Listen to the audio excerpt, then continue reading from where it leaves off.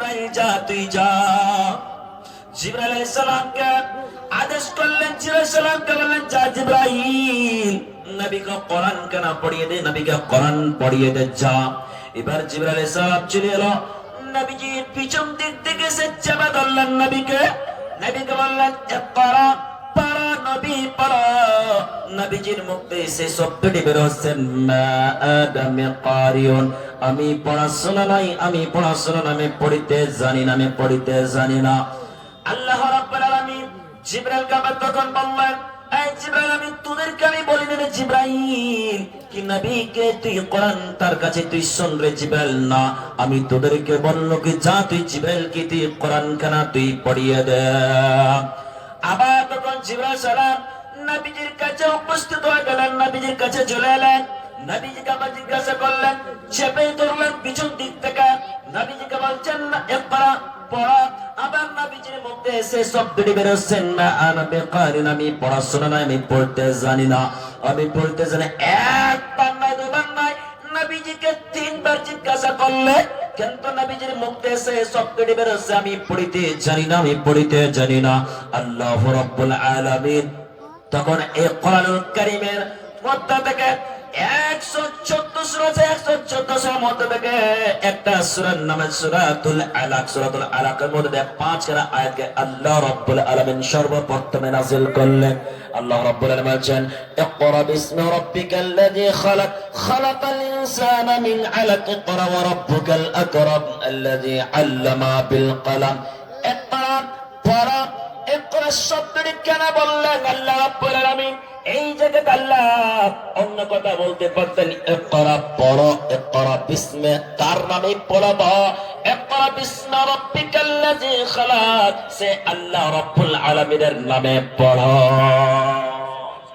যে মহান আল্লাহ রাব্বুল আলামিন আমরাকে পৃথিবীর জমিন আমরাকে সৃষ্টি করেছে, যে মহান আল্লাহ রাব্বুল আলামিন আমরাকে পৃথিবীর জমিন আমরাকে পাঠাইছেন কে? সে মহান আল্লাহ রাব্বুল আলামিন আমরাকে বানিয়ে তৈরি করেছেন। বারা তৈরি করার উদ্দেশ্য কি? আল্লাহ রাব্বুল আলামিন যেরকম আসমানকে বানিয়ে তৈরি করেছেন তার পিছনে একটা উদ্দেশ্য আছে। আল্লাহ রাব্বুল আলামিন জমিনকে বানিয়ে তৈরি করেছেন তার পিছনে একটা উদ্দেশ্য আছে। আল্লাহ রাব্বুল আলামিন বড় বড় পাহাড়গুলোকে বানিয়ে তৈরি করেছেন তার পিছনে একটা উদ্দেশ্য আছে। আল্লাহ রাব্বুল আলামিন মানুষকে সৃষ্টি করেছেন এর পিছনে একটা উদ্দেশ্য আছে। আল্লাহ রাব্বুল আলামিন যতগুলি জীবজন্তু পশুকে এই পৃথিবীর জমিনে সৃষ্টি করেছে সমস্ত জিনিসের পিছনে একটা কারণ, একটা রিজন, একটা মাকসাদ, একটা তার পিছনে উদ্দেশ্য আছে। এবার এই কোরআনকে তুমি জিজ্ঞাসা করো, কোরআন একবার তুমি বলে দাও কোরআন আমার মাবুদ তোমাকে কোন রাতে তোমাকে আমার মাবুদ এই পৃথিবীর জমিনে নাযিল করেছেন এবং কোন মাসে তোমাদেরকে পৃথিবীর জমিনে পাঠানো হয়েছে? কোরআন একবার বলে দাও আমার মাবুদ তোমাকে কোন মাসে নাযিল করেছে, কোন মাসে তোমাদেরকে পাঠাইছে। এবং আল্লাহ রাব্বুল আলামিন পবিত্র কোরআনের মধ্যে আল্লাহ সুন্দর করে বললেন বিসমিল্লাহির রহমানির রহিম। আল্লাহ রাব্বুল আলামিন পবিত্র কোরআনের মধ্যে আল্লাহ সুন্দর করে বললেন শাহর রমাদান আল্লাযী উনজিলা ফীহিল কুরআন হুদাল লিন-নাসি ওয়া বায়্যিনাতিন মিনাল হুদা ওয়াল ফুরকান। আল্লাহ রাব্বুল আলামিন এই পৃথিবীর জমিনে আল্লাহ এই কোরআনকে পাঠালেন কোন মাসে? এক বছরে কত মাস হয়? এক বছরের মধ্যে 12টা মাস হয়, কিন্তু 12টা মাসের মধ্যে থেকে একটা এমন মাস আছে সবচেয়ে পবিত্র মাস বলা হলো, সবচেয়ে উত্তম মাস বলা হয়েছে, সেই মাসটার নাম হচ্ছে রমজানুল মুবারক। সেই মাসটাতে আল্লাহ রাব্বুল আলামিন কোরআন কারিমকে পৃথিবীর জমিনে নাযিল করলেন। এবার এই কোরআনকে কেন পাঠালেন আল্লাহ রাব্বুল আলামিন? তার উদ্দেশ্য কি? কোরআনকে তুমি জিজ্ঞাসা করো কোরআন একবার তুমি বলে দাও এই পৃথিবীর জমিনে কেন তুমি এসেছো? বলো কোরআন আমার মাবুদ তোমাদেরকে কেন পৃথিবীর জমিনে তোমাকে কেন পাঠাচ্ছে বলো। আল্লাহ রাব্বুল আলামিন সমস্ত জিনিসের পিছনে একটা কারণ, একটা রিজন, একটা তার পিছনে একটা উদ্দেশ্য আছে। বন্ধুরা আমার শুনবেন, এই কোরআনকে পাঠানোর উদ্দেশ্য তাই যেন এই কোরআনকে পড়ে মানুষ যেন হেদায়েত পায় না, মানুষ যেন সিধা পথে চলে আসে। এই কোরআন একটি এমন কিতাবের বন্ধু, এই কিতাব তোমাকে কোনদিন বলবে না কি তুমি মসজিদ থেকে তুমি দূরে সরে থাকো। এই কোরআন তোমাকে কোনদিন বলবে না কি তুমি নামাজি হয় না। এই কোরআন তোমাকে কোনদিন বলবে না কি তুমি মা বাবার সঙ্গে তুমি ভালো চরিত্র রেখো। এই কোরআন তোমাকে কোনদিন বলবে না কি তুমি জান্নাতকে ছেড়ে জাহান্নামে তৈরি করো।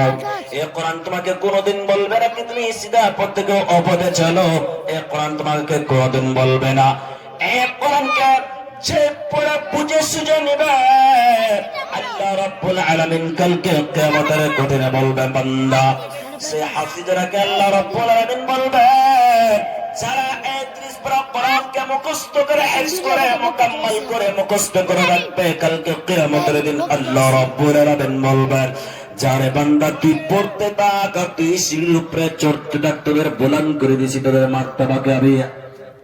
এবং শুনবেন আমার আব্বা যারা এই রমজান মাসে যা আল্লাহ রাব্বুল আলামিন নাযিল করলেন, এই রমজানুল মুবারক মাসে 30টা রোজা আছে। 30টা রোজার মধ্যে থেকে একটা রাত, একটা পবিত্র রাত আছে।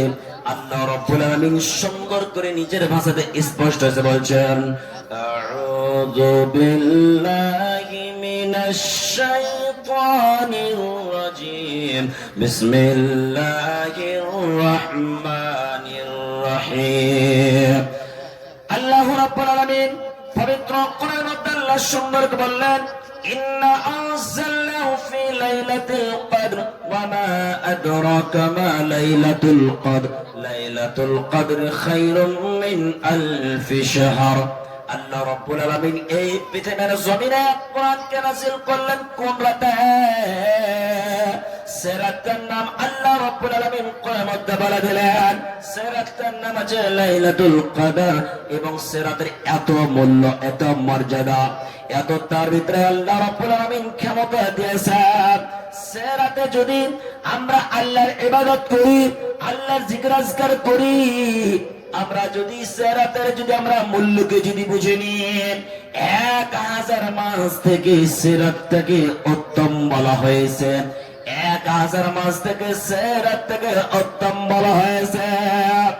মানুষ আজকে তোমরা পড়তে তোমরা ঘুমিয়েছো রে বান্দা, আজকে পড়তে কোরআন তেলাওয়াত নাই, আজকে বাড়িতে নামাজ নাই, রোজা নাই, আজকে বাড়িতে আপনার বাড়িতে ছোট্ট ছোট্ট ছেলে আছে।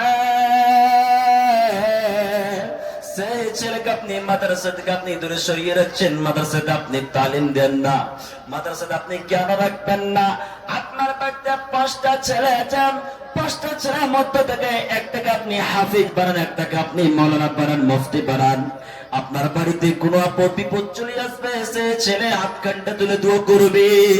যেরকম ভাবে এই মাদ্রাসা কায়েম হয়েছে, আপনার গ্রামে মাদ্রাসা মানসুরিয়া আলী তাহফিজুল কোরআনুল কারীম, এই মাদ্রাসাতে ছোট্ট ছোট্ট ছেলেরা পড়াশোনা করে, ছোট্ট ছোট ছেলেরা প্রত্যেক নামাজে পরে পরে কোরআন তেলাওয়াত করে,